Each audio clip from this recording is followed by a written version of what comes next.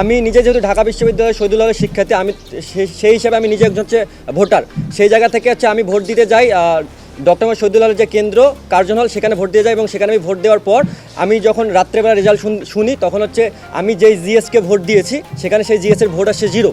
আমি যদি স্পেসিফিকভাবে বলি, আমি 3 জনকে ভোট দিয়েছি।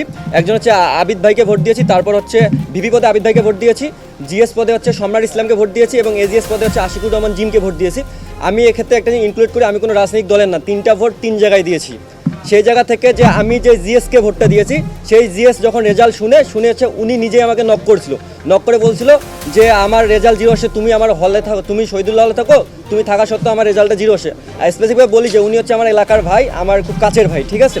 সেই জায়গা থেকে হচ্ছে আমি তখন রেজাল্ট শুনতে পাই না, আমার হচ্ছে ভেরিফিকেশন একটু সময় ছিল, এই জন্য আমি গতকালকে শুধু পোস্ট করছি যে এরকম একটা অভিযোগ আসছে, আমি ভেরিফিকেশন করি, দেন হচ্ছে আমি এটা মিডিয়ার সামনে উপস্থাপন করবো। অ্যান্ড দেন আমি আজকে শোনার পর যখন শুনি আসলেই রেজাল্টটা 0 আসছে।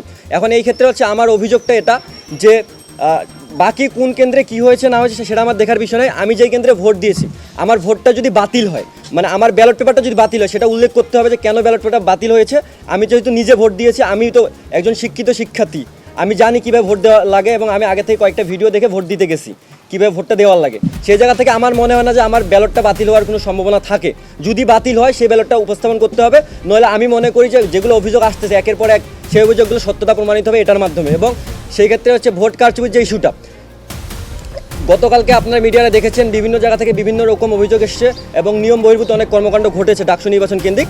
কিন্তু আমার স্পেসিফিক একটা জায়গা থাকবে, সব হলেই যদি সুষ্ঠু নির্বাচনও হয়, সব কেন্দ্রে যদি সুষ্ঠু নির্বাচনও হয়, আমার জায়গায় কেন এটা হলো এবং আমার ওই একটা ভোট কোথায় গেল? আমার প্রশ্ন একটাই যে আমার ওই একটা ভোট কোথায় গেল?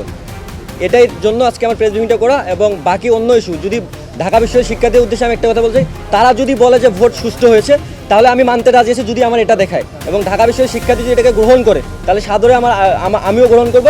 কিন্তু আমার ওই একটা প্রশ্ন আমি জবাব চাই যে আমার ভোটটা গেল কোথায়?